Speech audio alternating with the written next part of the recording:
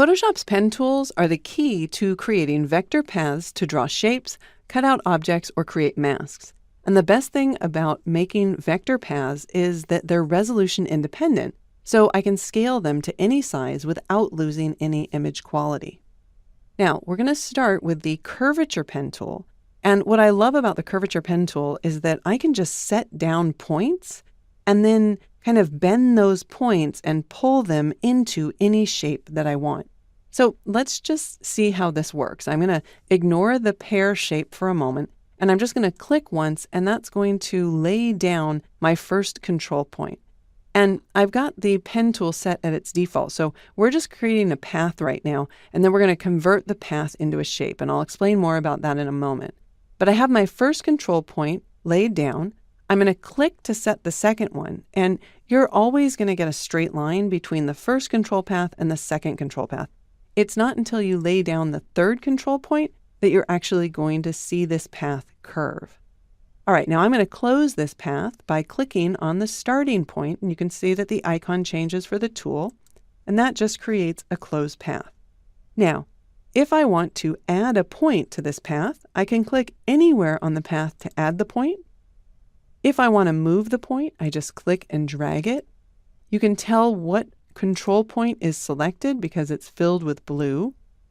If I ever wanted to delete a control point, I could just tap the delete key, and then again, just click anywhere to add another point. So right now, all of the points that I've drawn actually are curved. So even here at this point, it's a curved point. If you ever want to change a curved point into a corner point, all you need to do is double click on the control point. And now, when I double click, it changes it from a curve to a corner. So it's a great way to obviously create a corner point, but also change direction. Okay, I want to delete these, so I'm going to tap once to delete the active control point, and then I'm going to tap the delete key again in order to delete the rest of the path. Now, we're going to use this pear shape as our template, and I'm going to draw it in two pieces. So we're going to draw the pear, and then we're going to draw the stem. And again, I've got my Curvature pen tool set to path because sometimes when you're drawing a shape, especially if you have a template and the shape is filled, it's hard to see through the shape to see the template. So we can start anywhere. I'll start at the top and lay down my first control point, click again to lay down my second one, click again to lay down the third one, and then close the path. Of course, you can add as many points as you want. So now we're going to start bending. Basically, I think of this closed loop of string. We're going to start bending it so that it fits the template. So I can just click and drag to lay down another point. Then I might want to click about here and start laying this down. See, that was to get this string here. Now we need to get this string, so I'll just click and drag up a little bit. You can see as you click and drag in one area, it's going to bend the other area. So there's a little bit of give and take with this tool to get it to really match up or align with the template. So let's say maybe right about there looks good. I can start scooting this one over, and then it starts breaking right about there. So I'll add another point, and then we can click to add this point right down there, and then just add and click and push this string into position. And we can just refine this at the bottom and maybe click once more.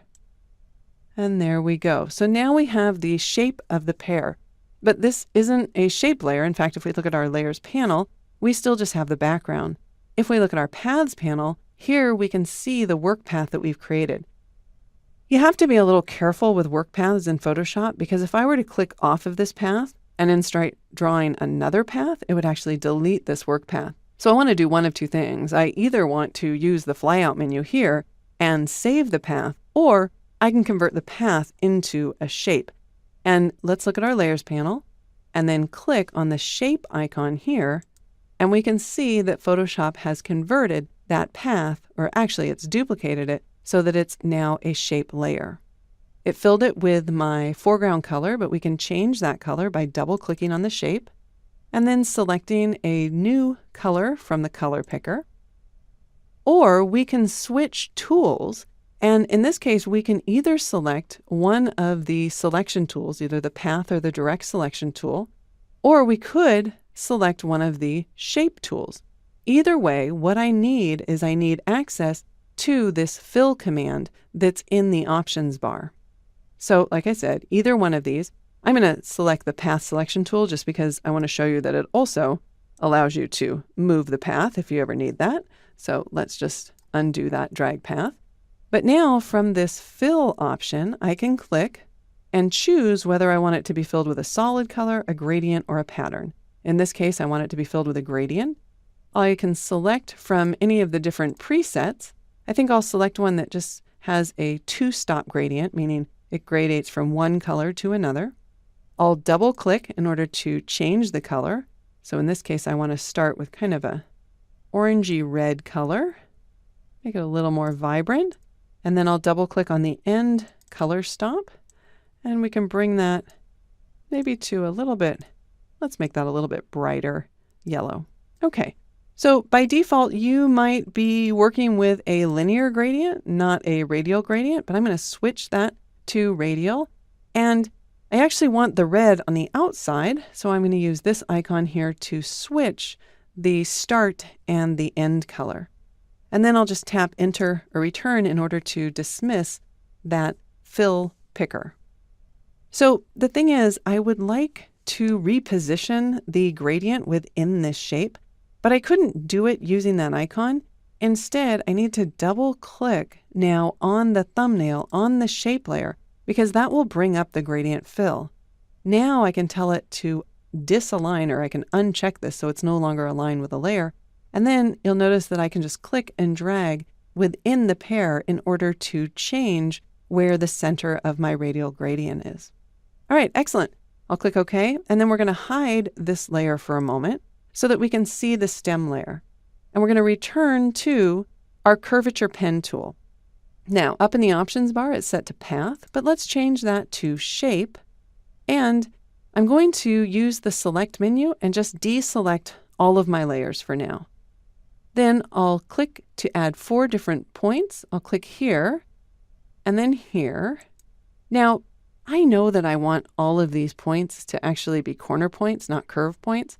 So certainly I could click all 4 of them and then go back and double click on them in order to convert them from the curve point to the corner point. But it might be easier just to double click as I lay down the points. And that way, each point that I lay down is going to be a corner point. Then all I need to do is click and drag in order to reposition these. So I just want that approximately where the stem should be. All right. But at the top here, I have a little bit of an issue because these need to be corner points, and yet I want that little bend. So I'll just click to add another point and drag up.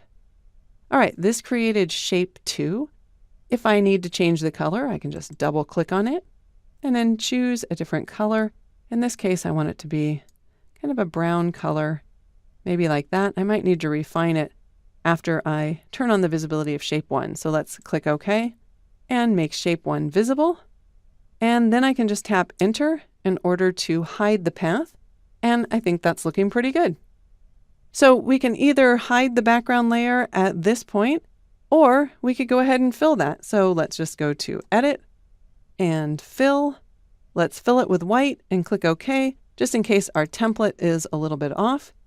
And of course, we could add things like a drop shadow to the pear shape if we wanted to have it look a little bit more three-dimensional. But for now, I think you can see how the curvature pen tool makes it very easy to just push and pull a path into the shape that you want.